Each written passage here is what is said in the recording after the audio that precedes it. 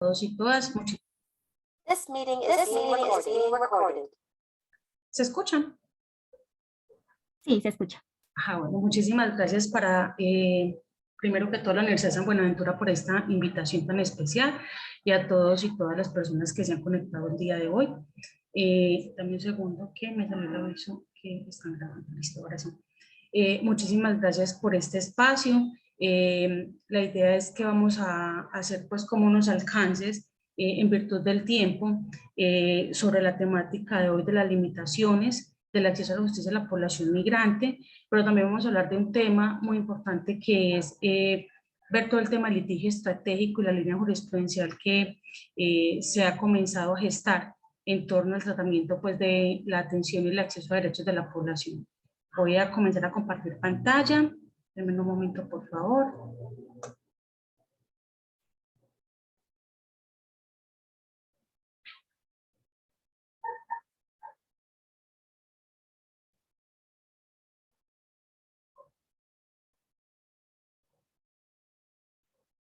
Ahora sí.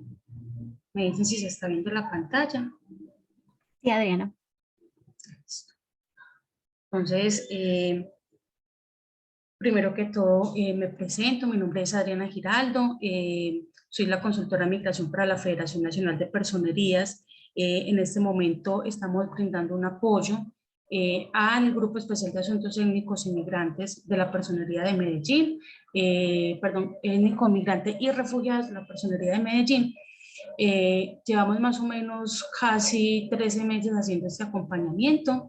El programa va muy enfocado desde la consultoría a la atención a la población migrante venezolana, sin desconocer pues que hay otros flujos migratorios mixtos que pasan por el territorio, no solamente por Antioquia, sino también por todo el área, perdón, no solamente por el municipio de Medellín, sino también por el área metropolitana.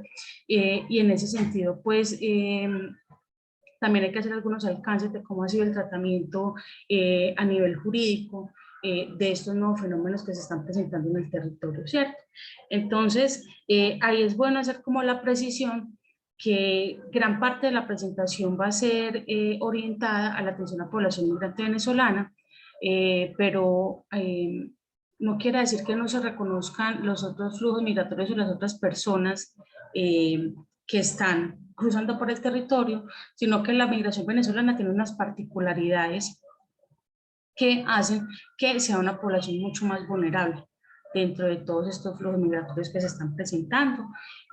¿Por qué motivo? No sé si muchos han tenido acercamientos con este fenómeno, pero hay muchas variables. Está la primera, el tema de que no hay una institucionalidad en Colombia. No existe un consulado en la embajada venezolana. Sabemos que las relaciones consulares están completamente rotas hace muchísimo tiempo. Segundo, Colombia no era un país que tuviera una vocación de permanencia de las personas extranjeras, era más un país históricamente de paso. Todos sabemos que hace muchísimos años es paso obligatorio para todas las personas que quieran migrar hacia Estados Unidos, pues la gran mayoría de forma irregular, y simplemente éramos un corredor para caminantes o para personas que venían de otro país que querían hacer todo su circuito hacia Norteamérica, entran por Ecuador, que no exige ningún tipo de visa, y se vayan caminando por toda la ruta del Pacífico para después cruzar y seguir hacia el norte, pero no habíamos tenido ese fenómeno como el de la población venezolana, que por muchísimos motivos viene caminando al país en su gran mayoría y ya están con una ocasión de permanencia. Y muchas personas también que habían pasado del vecino país, que se habían ido hacia los países del sur, estamos hablando de Ecuador, Perú y Chile, pero frente a las grandes restricciones que tomaron estos países en materia migratoria por los fenómenos migratorios, comenzaron a cerrar sus fronteras, a exigir unas visas consulares que eran muy complejas de solicitar, y en Perú también encontramos temas sumamente complejos asociados a la xenofobia. Entonces, en ese sentido, muchas personas que habían migrado hacia esos países reemigraron y volvieron a Colombia, pero ya no de paso, sino con vocación de permanencia para quedarse acá definitivamente. Entonces son dos fenómenos un poco complejos. Tenemos en cuenta que estos temas con la población venezolana, ese gran, digamos, flujo que comenzó más o menos en el año 2017 y se fue incrementando exponencialmente. Tuvo una pequeña baja el 2020 por el tema de pandemia, pero nuevamente se reactivó. Tenía unas condiciones completamente diferentes de las que tenemos ahora y tenía unas barreras completamente diferentes que cambiaron a partir de la emisión del decreto 216 del 1 de marzo del año pasado, con el cual comenzó el proceso de regularización migratoria. Entonces, antes de eso, había muchísimas barreras para el acceso a los servicios de las personas, a pesar de que se habían sacado aproximadamente, digamos, como unos 5 o 6 decretos que hacían modificaciones en temas de regularización migratoria, se había hecho mucho trabajo respecto al tema de salud, pero no había una política unificada para hacerse cargo, como digamos, de toda esta problemática o este nuevo fenómeno emergente. Entonces, claro, hay unas barreras que, digamos, están hasta más o menos mayo 5, que comenzó ya en sí a ejecutarse el decreto. ¿Qué teníamos ahí? Teníamos muchísimas dificultades para el tema de regularización migratoria, porque las personas tenían que cumplir muchas veces requisitos que no le eran viables. En algunos casos tenían que tener un pasaporte, y les voy a decir más o menos en el tema del pasaporte. Es complejo para las personas que están en el vecino país porque por lo menos a la fecha es muy difícil una emisión, puede costar entre 500 y 800 dólares y dependiendo del estado hay unas facilidades para hacer el trámite. Pero bueno, eso lo vamos a ver un poquito más adelante. ¿Qué barreras hay ahora en el año 2022 respecto a la población migrante actualizada? Tenemos varias limitaciones en el estatus migratorio. Si bien, como les mencionaba, el tema del decreto 216, con el cual se implementa el estatuto temporal para migrantes venezolanos, digamos que es un gran alivio para las personas que no podían cumplir los requisitos, también tenemos serias dificultades en el sentido de que para quienes aplica. Aplica para personas que hayan ingresado de forma irregular, o sea, por trocha, que no hayan sellado en control migratorio, que hayan ingresado antes del 31 de enero del año 2021, ¿cierto? Entonces, ¿qué sucede con las personas que entraron posterior a eso? ¿Qué dificultades se presentan, cierto? Sabemos que hay muchísimas personas que están ingresando, que no tienen pasaporte, entonces ahí también va a quedar estas personas en un limbo jurídico, porque con esta regularización se me imagino que a futuro se van a realizar nuevas modificaciones a los temas de acceso a servicios de salud y a otro tema de servicios, y va a ser un poco más difícil la regularización. Lo van a tener que hacer por la vía regular, como todas las personas migrantes que hay dentro del territorio que se quieran quedar temporalmente o que se quieran quedar permanentemente en el territorio. Y hay unas grandes barreras en temas de los costos, en temas de los documentos a presentar. Reitero, el tema de los pasaportes es sumamente complejo y se requiere en un proceso normal cuando una persona va a sacar una cédula de extranjería. Esta otra de las barreras es el desconocimiento del sistema. Tenemos muchísimas personas que lograron estar regulares y que lo hemos podido evidenciar ahora desde las organizaciones que hemos acompañado estos procesos de regularización, y es que muchísimas personas tenían su PER, que era su permiso especial de permanencia, con el cual podían ser contratados, acceder al servicio, al sistema de salud, a la seguridad social, se podían ingresar al sistema educativo, pero lamentablemente el desconocimiento del sistema, que es completamente diferente al del vecino país, encontramos ahora en estos procesos que muchísimas personas tienen su PEP y nunca estuvieron afiliados en salud, y que tienen su PEP desde el 2018, desde el 2019, nunca se afiliaron en salud porque no conocían, no sabían que el sistema sirve para poder hacer algunos programas, no sabían que podían acceder al sistema educativo, al SENA, al sistema profesional, tecnológico. Entonces es una de las grandes barreras, y creemos que es un tema más de pedagogía que tenemos que insistir y persistir, porque sabemos que así saquen el permiso por protección temporal, que es este nuevo sistema donde va a quedar unificado todo el tema de regularización para población venezolana, va a ser un poco complejo. Que las personas comprendan, y no solamente las personas, sino la institucionalidad como tal. Y ahorita más adelante les voy a explicar por qué motivo.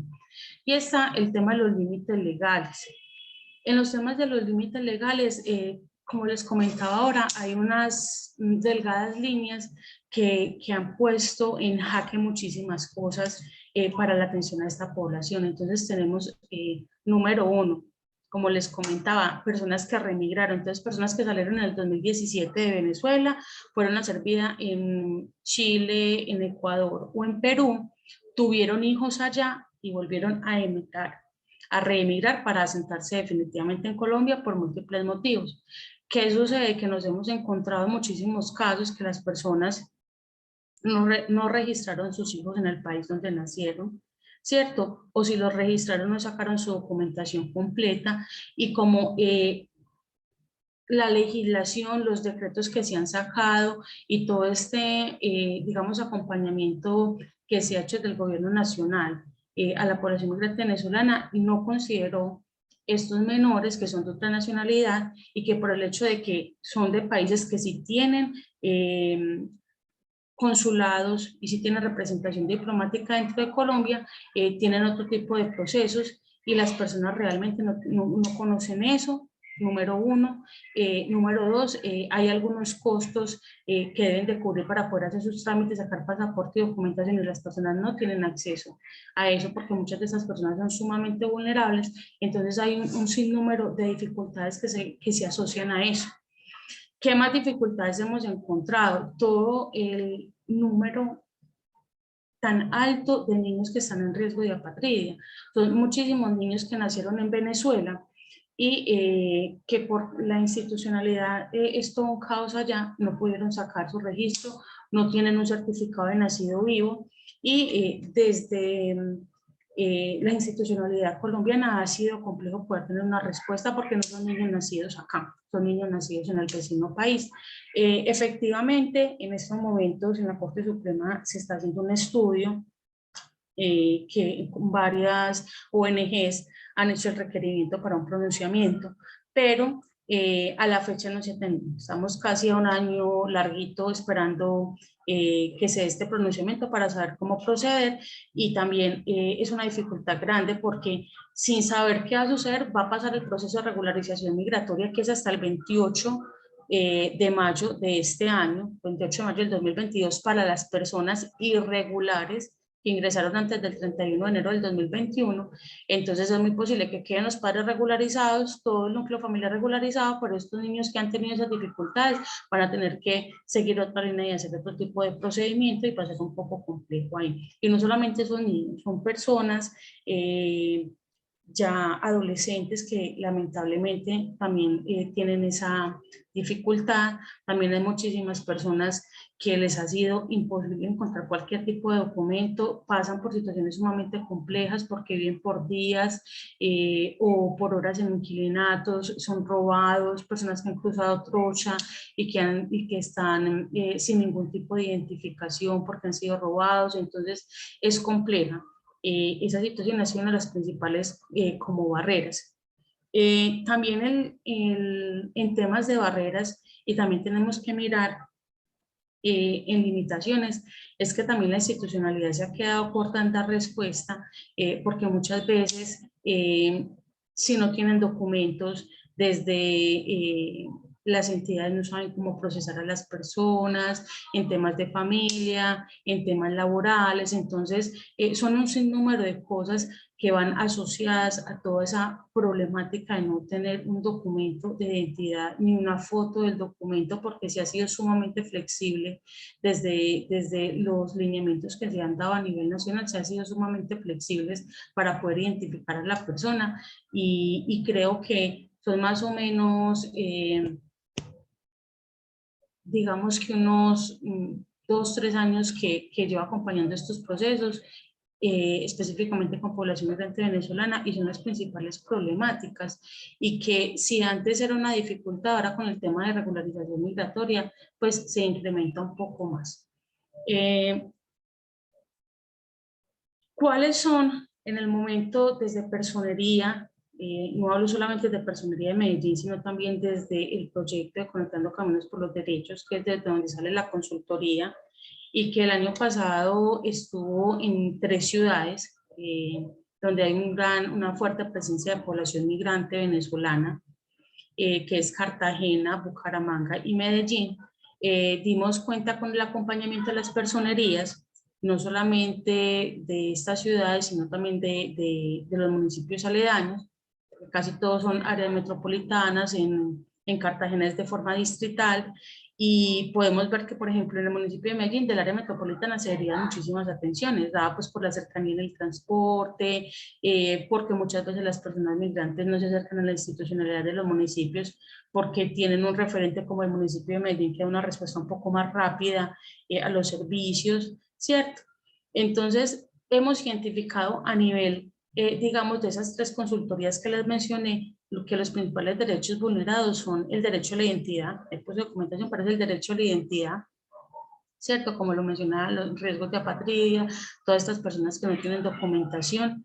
Está el tema de acceso a la salud, que es un tema sumamente complejo, porque son muchísimas personas que han llegado al vecino país y que lamentablemente han llegado con enfermedades graves o catastróficas en un estado avanzado, enfermedades de salud pública como tuberculosis y VIH que no han sido atendidos, temas de enfermedades base que han sido completamente descuidados y que han repercutido y han puesto en riesgo la vida de las personas. Hablamos ahí en temas de diabetes, en temas de hipertensión, estamos hablando de niños desnutridos completamente, que obviamente ese tipo de atenciones ha sido como primordial de darle respuesta desde las secretarías de salud, pero que lamentablemente en muchos casos ya marca permanentemente la vida de los niños en muchos temas. Está 2 temas sumamente complejos en eso, que es la problemática que tenemos ahora, y es el tema del debido proceso. Hay otras cosas que vamos a ver más adelante de sentencias del debido proceso, pero sí es bueno hacer énfasis en que en este momento, no sé si algunos de ustedes han visto, que se cancelaron la nacionalidad de personas venezolanas que lo habían adquirido por consanguinidad. Alrededor de 42.000 cédulas fueron canceladas, ¿cierto? ¿Qué sucede ahí? Que no hay un debido proceso porque muchas de estas personas en ningún momento fueron notificadas, y los procesos de los cuales hemos podido ser parte y acompañar para invalidar estos actos, nos hemos dado cuenta que básicamente, y se los voy a explicar así súper coloquial, lo que hacían era una hoja tipo, cambiaban solo el nombre y a nivel nacional enviaban, fue cancelada su cédula y lo enviaban y la persona no sabía cuántos días tenía para responder. Adicional a eso, las personas no conocen el sistema, entonces las personas, la forma en que notificaban también, una persona que no conoce el sistema daba cierto temor porque era algo así como cometiste un fraude, entonces las personas pensaban que era un delito y las personas realmente estaban asustadas de acudir a la institucionalidad pensando que iba a haber una deportación. Y a la fecha hemos podido acompañar al menos unos 10 casos en los que se ha restituido la nacionalidad, se ha recuperado pues el documento, porque no cumplen con los requisitos no solamente de debido proceso, sino que son errores de la misma institucionalidad que entorpecieron el proceso. Les voy a dar un ejemplo. Muchas personas iban a hacer este proceso en las notarías que están habilitadas y simplemente lo que hacía el notario era, poner de testigos a las mismas personas que estaban yendo a declarar cuando eso no era permitido, ¿cierto? Simplemente por no informarle a las personas que habían traído unos testigos, que tenían que hacer el procedimiento de otra forma. Entonces, lamentablemente, por esa falta de información, por la forma en que se adelantaron los procesos, se cancelaron muchísimas cédulas y eso es una problemática, digamos, que va creciendo y que ya las personas que están un poco más informadas se están acercando a la institucionalidad para poder ser acompañados y para poder ser orientados sobre este tema. En temas de la educación, teníamos muchísimas dificultades con 2 cosas en específico, que era el acceso a la educación de los niños que no tenían ni un solo documento que eso ya fue resuelto con la circular 018, en donde se da la instrucción general de que no puede ser una barrera para el acceso a la educación el no tener un documento, que efectivamente si hay una corresponsabilidad de los padres de hacerlo llegar de alguna manera, fotografía, cualquier medio, por cualquier medio, la identificación del menor, pero que mientras se podía hacer el tema, mientras podían allegar el documento, mientras se podía llegar el documento a la institución educativa, se les daba un número, el NES, que es el número establecido por secretaría. Entonces, en ese sentido, pues se logró dar un avance. Posteriormente, el año pasado, se comenzaron con las dificultades para la graduación de niños que estaban en situación, adolescentes que estaban en situación irregular, porque si bien la circular 018 garantizaba que los menores pudiesen hacer todo su básica primaria, su secundaria, que se cumplieran con todos los ciclos, efectivamente había un requerimiento del Ministerio de Educación, si el menor no estaba regular, no podía graduarse, recibir su diploma, entonces también se acompañaron esos procesos porque realmente, y a muchos no los dejan asistir a la ceremonia, entonces a través de tutelas y a través también del litigio estratégico que también consiste en hacer derechos de petición y otro tipo de cosas, se logró hacer esto. Ahora, ¿cuál es como lo principal desde Migración Colombia y desde el Estado colombiano? Y que se ha hecho una buena gestión, digámoslo, para hacer una medida un poco improvisada y que se ha trabajado sobre la marcha este tema de regularización migratoria, es que los permisos por protección temporal para menores están saliendo de una forma más expedita, o sea, más rápida, para que los niños no se les vulneren ningún derecho, que puedan ser afiliados en salud, que puedan en los temas de educación, que puedan recibir su diploma. Hay muchos jóvenes que están con bachilleres técnicos que puedan acceder a estos temas del SENA, porque lamentablemente si no están regulares no los pueden recibir. Y muchos jóvenes que sacaron puntajes sumamente altos en IFES y que lamentablemente a falta de este documento no han podido acceder a la educación superior. Se están trabajando esos temas y desde las personerías se está acompañando a que estos procesos se puedan hacer de esa forma como tan expedita. En temas de trabajo, no solamente es a nivel Colombia, es a nivel internacional, la gran precariedad laboral de las personas que están en situación irregular, las múltiples vulneraciones y los riesgos de caer en redes de tratas. Sabemos que cuando hablamos de temas de trata no solamente estamos hablando con fines de explotación sexual, sino con mendicidad, con todos estos temas de casi que esclavitud, ¿cierto? Entonces, más adelante vamos a ver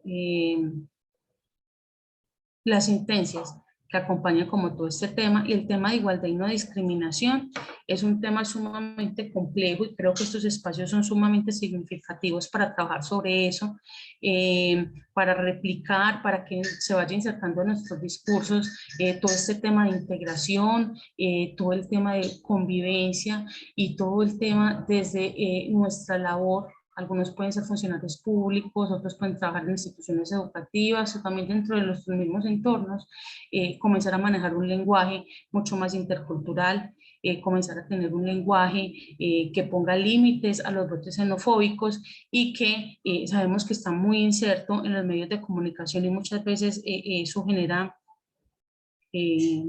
digamos, una gran influencia en las personas, en la criminalización de la migración.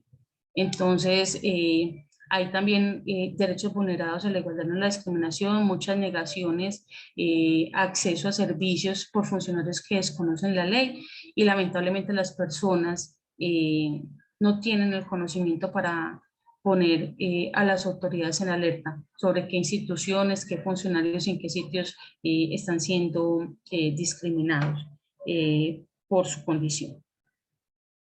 Es importante hacer esta anotación, como lo dije en principio, con el estatuto temporal, a partir de marzo 1 del año pasado, y comienza, digamos que su implementación a partir del 5 de mayo, que comienza el tema del preregistro, comenzamos a ver un cambio significativo y comienzan a aparecer y a evidenciarse municipios estoy hablando específicamente de Antioquia, pero se repite a nivel nacional que el incremento es exponencial.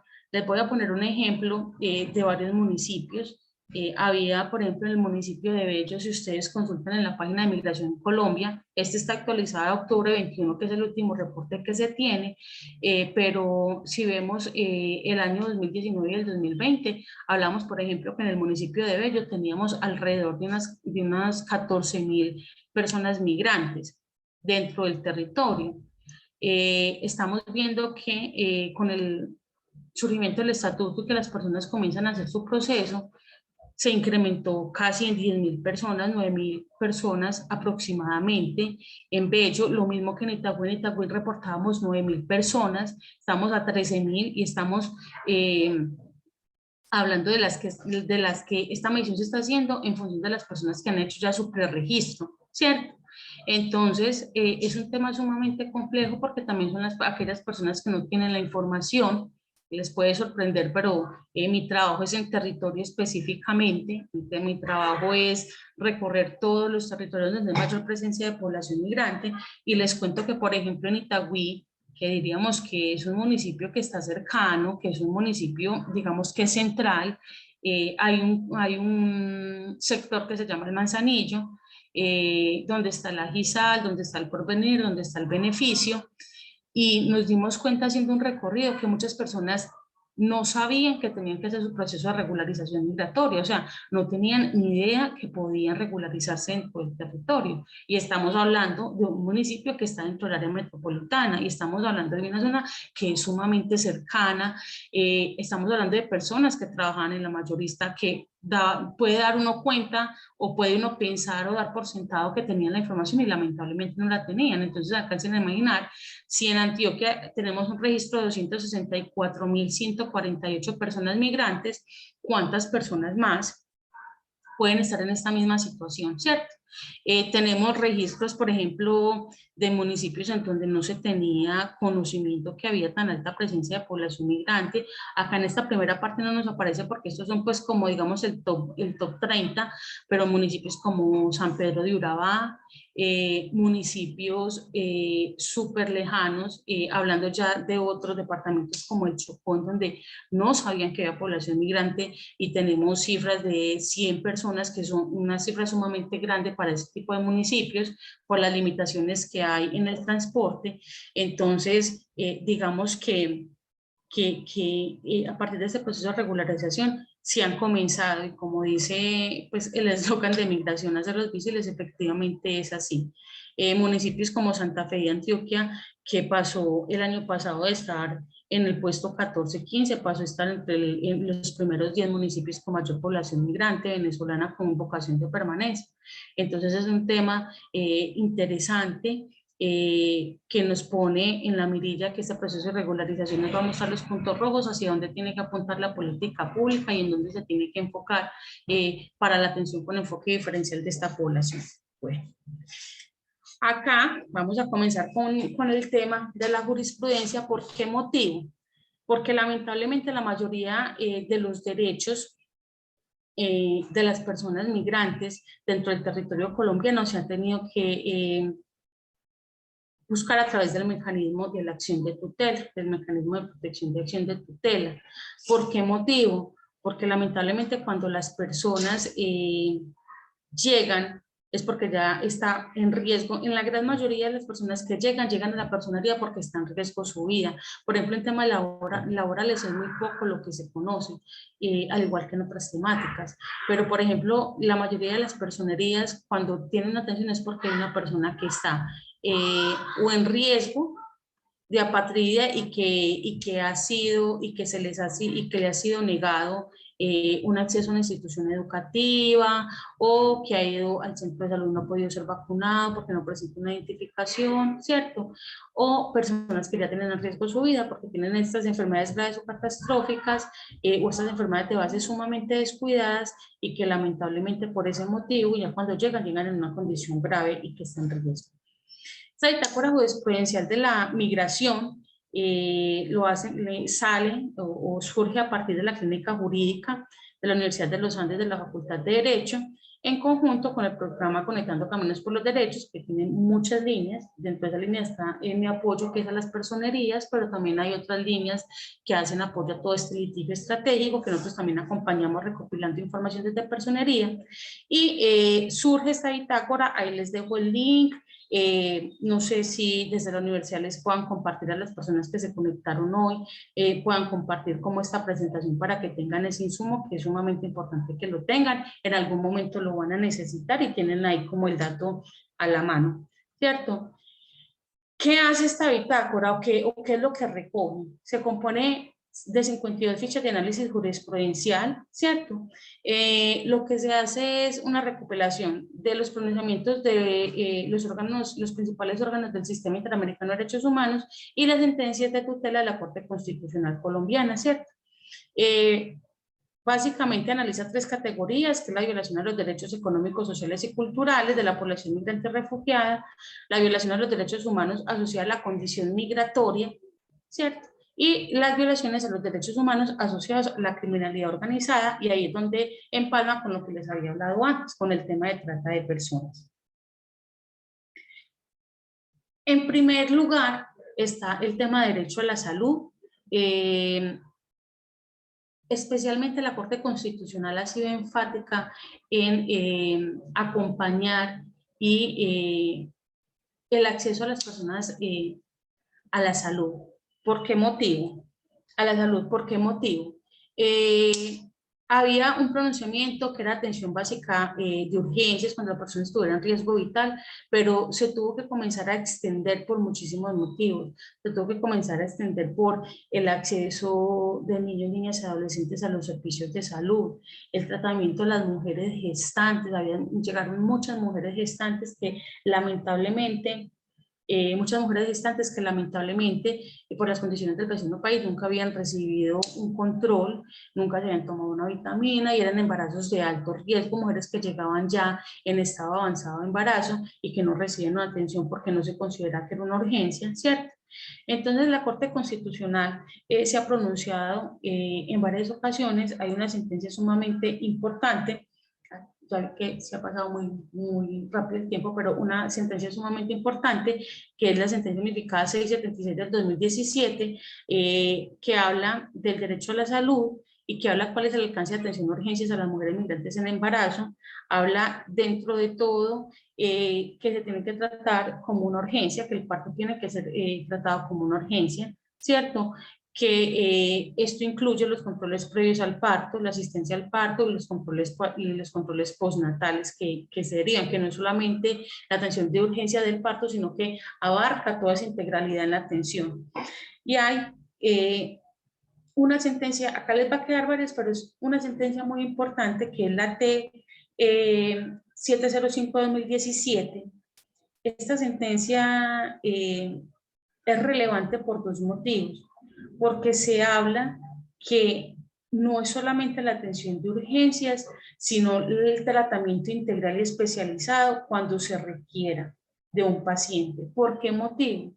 Porque lo que se estaba haciendo era que se atendía la urgencia y si requería un tratamiento integral por estas enfermedades graves o catastróficas, entonces la persona no podía tener acceso porque tenía que hacer unos pagos. Entonces se hacía la atención por urgencias, pero básicamente no se le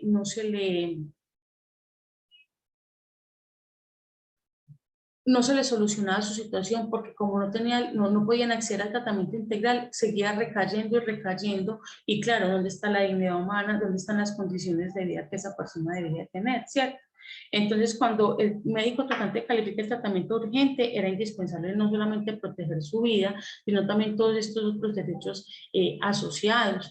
En temas, por ejemplo, de personas con diabetes, la integralidad del tratamiento. Está bien que establecen la persona, pero si la persona no se le da el tratamiento y el seguimiento con el especialista que se requiere, qué tipo de atención le estaban dando, cuál era el acceso, un acceso limitado, porque simplemente era sacarlo del riesgo vital, pero finalmente su vida seguía riesgo vital, pero finalmente su vida seguía en riesgo porque no estaba recibiendo una atención de calidad. ¿Cierto? También hay una sentencia que es sumamente compleja, pero que no está acá, pero es importante que le demos también una mirada, y es la T576 del 2017, que es el acceso de salud a los niños, y es una sentencia, digamos, compleja, porque adicional a eso, la historia que hay detrás es triste, no solamente ver la sentencia y el pronunciamiento de la Corte, que obviamente ayuda y apoya el acceso a muchas personas, pero sí es una historia triste lo que hay detrás, porque fue un menor que tenía una urgencia médica, una apendicitis en Cartagena, y fue, o sea, le hicieron el circuito de la muerte. Pasó por 5 instituciones hospitalarias y no lo recibieron porque no tenía un documento de identificación. Y lamentablemente el menor murió. O sea, mientras se logró hacer todo el trámite para lograr la efectiva atención, el menor murió. Obviamente, la falta de un documento no es, no puede constituirse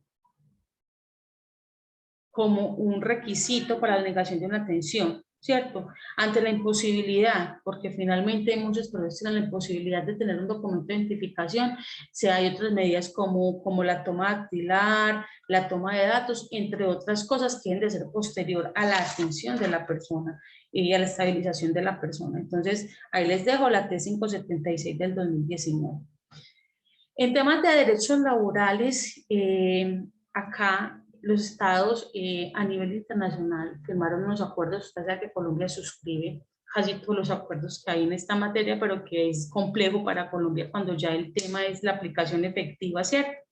Entonces, la Corte Constitucional ha determinado la existencia de conexidad entre el derecho al trabajo y el mínimo vital para personas migrantes en situación de extrema vulnerabilidad, reiterando que las autoridades deben de adoptar un enfoque interseccional al tomar decisiones que afectan sus derechos fundamentales. Hay muchísimas personas que lamentablemente tienen que acceder a trabajos precarios, como sucede con absolutamente todas las personas migrantes que están en situación irregular, no solamente en territorio colombiano, sino pues a nivel internacional, ¿cierto?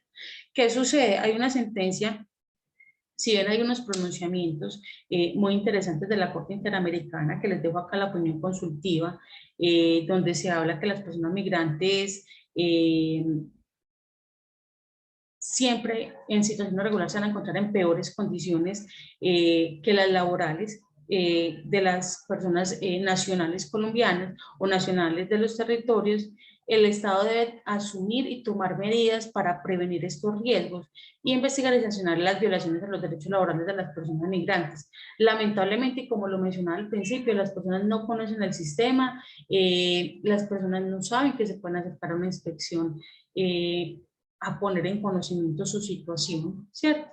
Entonces, el Estado también está, digamos que tomó algunas medidas con el PEF, que fue el permiso especial de fomento a la formalización, pero no hubo una difusión y los empleadores no lo conocían. Digamos que tomaron algunas medidas para poder cumplir con esta opinión consultiva, pero también hubo una ausencia en sensibilización de las personas migrantes sobre cuáles son sus derechos laborales y que efectivamente si estaban irregulares podían acercarse a una inspección, a poner en conocimiento estas situaciones cuando ya había graves violaciones a sus derechos laborales. Hay una sentencia del Tribunal Superior del Distrito Judicial de Cartagena que es reconocida dentro de unos premios que se hicieron el año pasado, y es que reconoce que el accionante, que es un sujeto especial de protección, una chica trans, que era vendedora informal, que se encontraba en situación migratoria irregular, porque lamentablemente no tenía ningún tipo de documento de identidad por todas las situaciones que te decía, le estaban negando el acceso a poder tener sus ventas, le estaban negando el acceso a poder ejercer sus ventas, y que efectivamente fue múltiplemente vulnerada, porque también estaban algunos espacios, digamos, más formales, y no le habían podido, a pesar de que había logrado conseguir su documentación para cumplir con algunos de los requisitos del PEP, lamentablemente el empleador no lo hizo.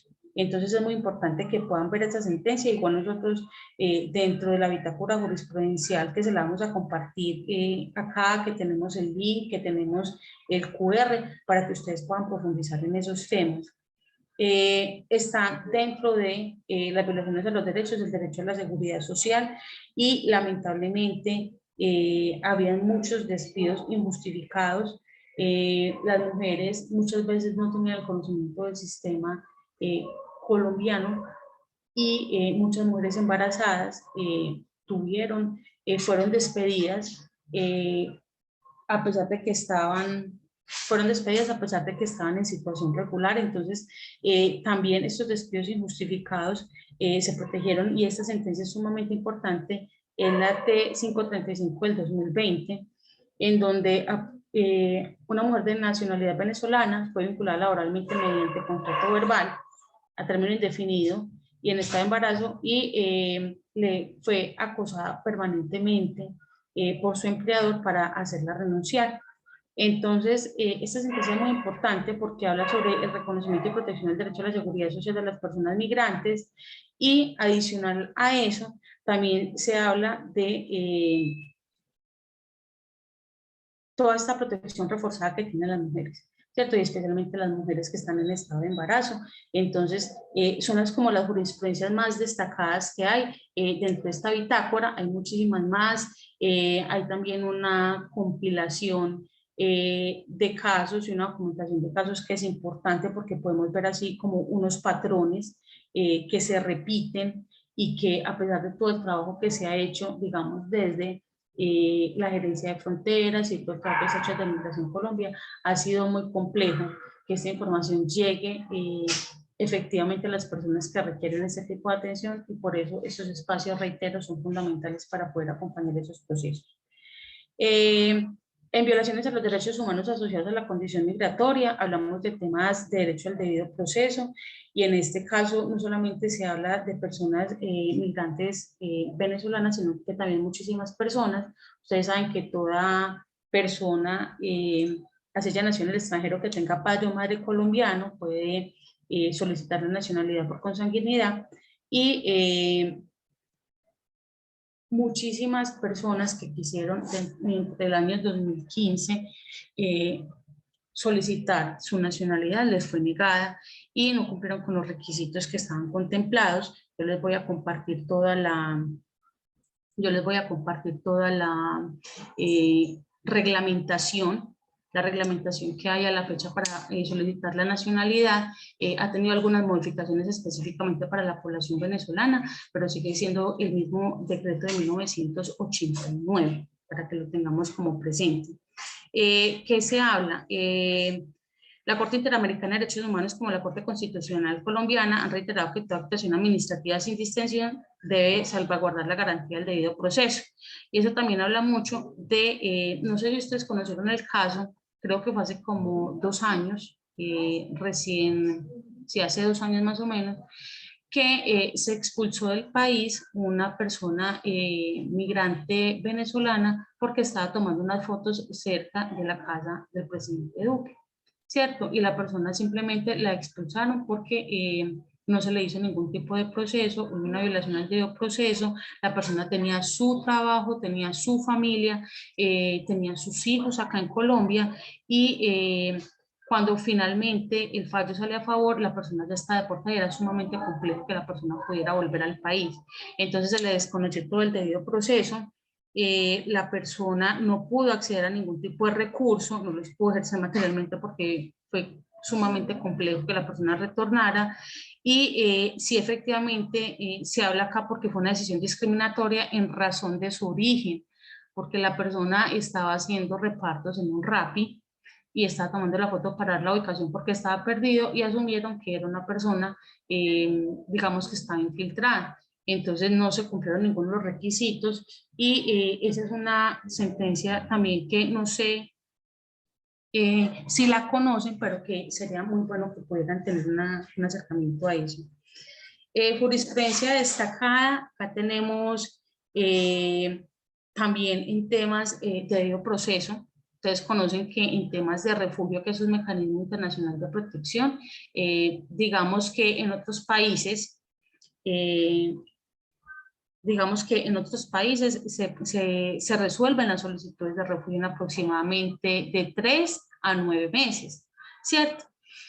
Colombia, como lo dije al principio, no era un país que tuviera solicitantes de refugio, número uno. Número dos, no estaba su institucionalidad como acoplada a registros de solicitudes de refugio. Les voy a poner un ejemplo. Hay personas que llevan entre 2 a 4 años esperando una resolución, si se les acoge o no se les acoge el recurso, y cada 6 meses les están, digamos que, renovando su salvoconducto. Pero lamentablemente se habla de términos razonables, y esos términos razonables, ¿cuáles son? ¿Cierto? Porque básicamente hay personas que esperan 3 hasta 4 años para que les acojan su solicitud de refugio, y cuando ya llega esta solicitud de refugio, se las niegan. Entonces, estamos en un momento coyuntural porque el Estatuto Temporal para Migrantes Venezolanos, en el proceso, cuando ya llega el momento de la solicitud cuando le toman la foto para el biométrico, les dicen, si usted es solicitante de refugio, usted quiere continuar con su proceso de solicitud de refugio o quiere aplicar al permiso por protección temporal. Entonces lo ponen en una, digamos, en una disyuntiva fuerte, porque entonces la persona quiere regularizarse lo más pronto posible para poder acceder a muchísimos derechos, pero también está el tema del refugio, ¿cierto? Entonces las personas muchísimas veces lo que están haciendo, con todas las implicaciones que tiene un permiso por protección temporal a un refugio, que es un mecanismo de protección internacional, que, o sea, que no expira, que aplica en todo el mundo, pero la persona desesperada por poder, digamos, integrarse económicamente en el lugar donde está, lo que dice es: renuncio a mi solicitud de refugio porque llevo 2 años esperando porque no me han dado respuesta. Y ahí también hay que hacer una salvedad de que en Colombia las personas que están con el salvoconducto no pueden trabajar, no están autorizadas a trabajar, están autorizadas a estudiar y están autorizadas a acceder al servicio de salud, pero no están autorizadas a trabajar. Entonces también, digamos, que se protegen y no se protegen los derechos de esta persona que está solicitando refugio, porque básicamente sí, puede tener acceso a educación, puede tener acceso a salud, pero esta persona cómo sobrevive el día a día, que es lo más urgente para una persona que migra en las condiciones que migró la población venezolana, que lamentablemente es una población que no planeó su migración, que son personas que tuvieron que tomar una decisión de último momento y que no tenían recursos para poder hacer este tránsito. Entonces, también es complejo ahí con el tema del refugio, y se han hecho muchísimos intentos para que tenga las mismas características que se tienen en Europa, pero lamentablemente a la fecha han sido fallidas.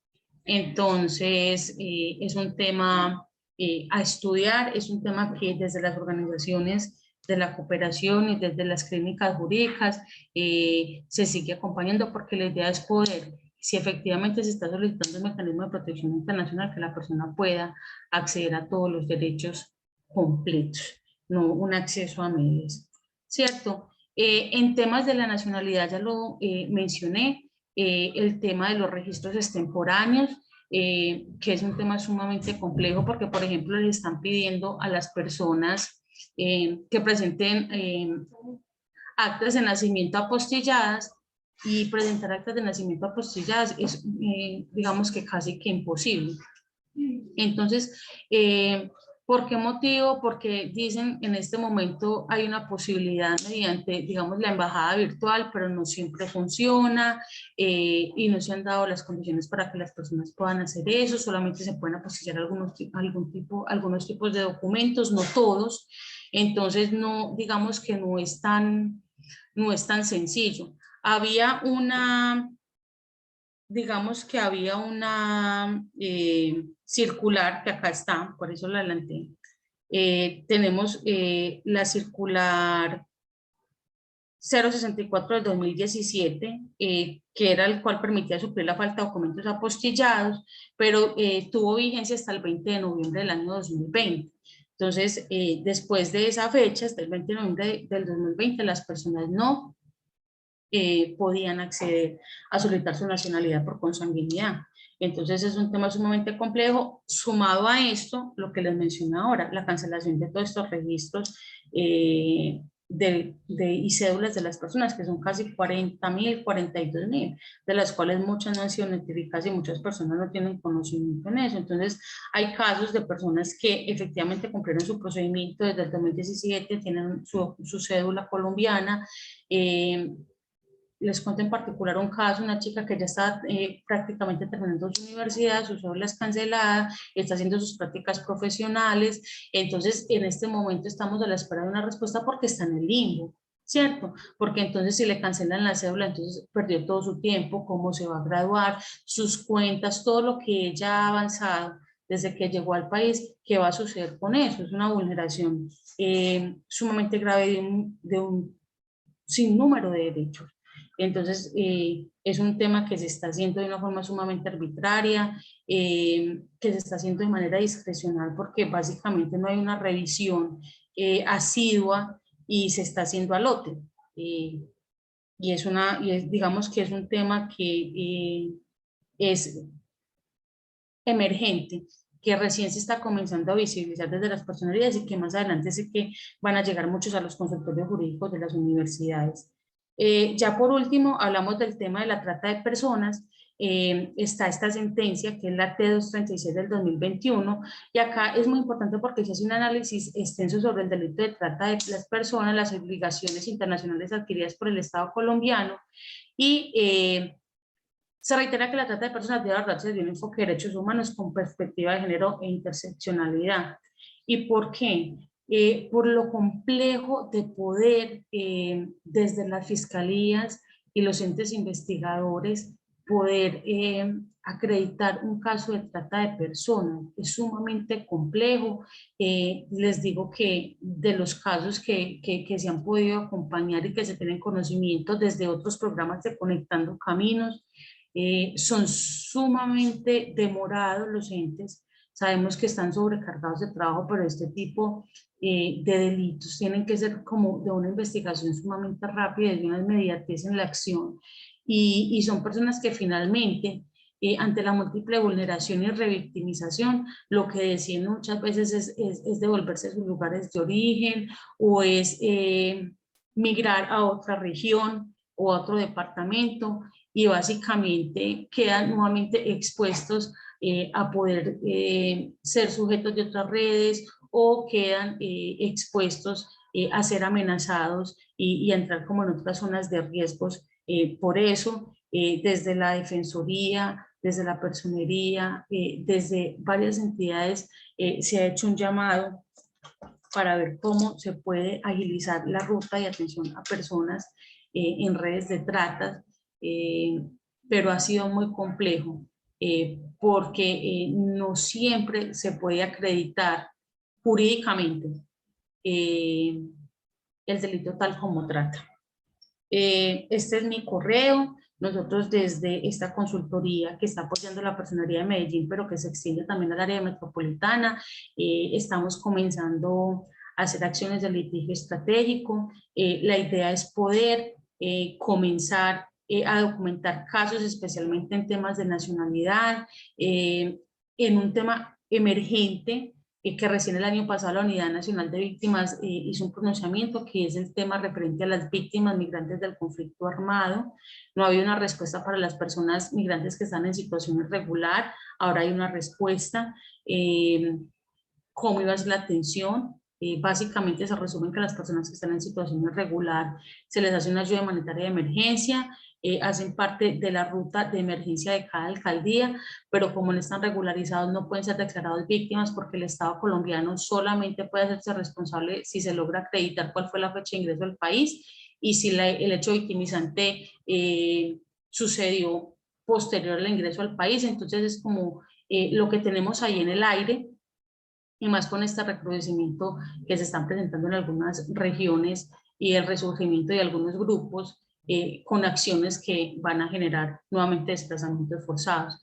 Entonces, desde esta consultoría, para este año, de los principales objetivos es poder documentar estos casos para poder hacer acciones de incidencia que impacten a nivel nacional y que nos puedan dar respuesta a muchas cosas que, si bien desde las diferentes regiones los jueces muy acuiciosos han dado respuesta, la idea es que tengamos por fin pronunciamientos a nivel nacional que puedan dar respuesta a nivel nacional, porque este conteo gota a gota también digamos que es un poco desgastante ante el número exponencial de situaciones a los que nos vemos como en ser los primeros respondientes desde las personerías.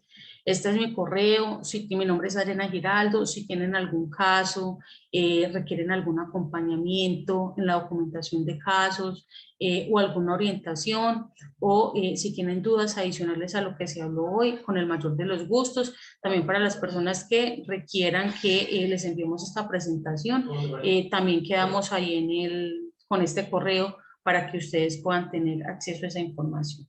Ya con eso doy como por finalizada la presentación y quedo atenta a las preguntas que ustedes tengan. Adriana, mil gracias por la exposición del tema. Recuerden que para hacernos las preguntas o aportes pueden activar el micrófono para cederles la palabra.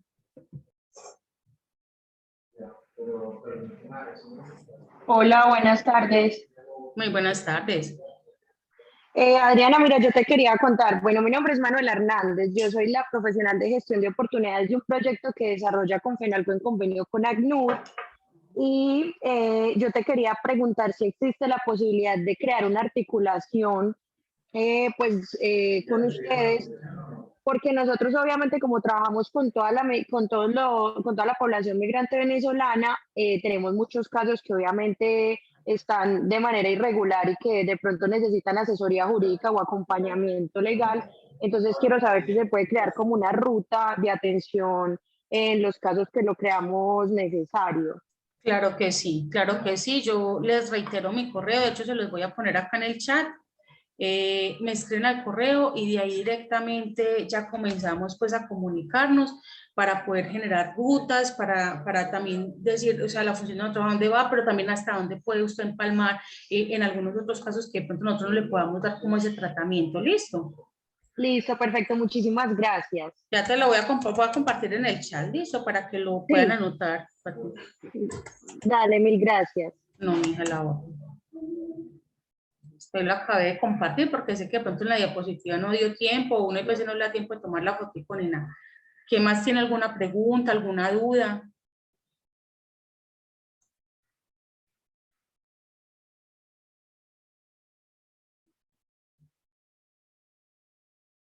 No sé entonces, Juan Guillermo, si tienen alguna otra observación, alguna otra inquietud, con el mayor de los gustos.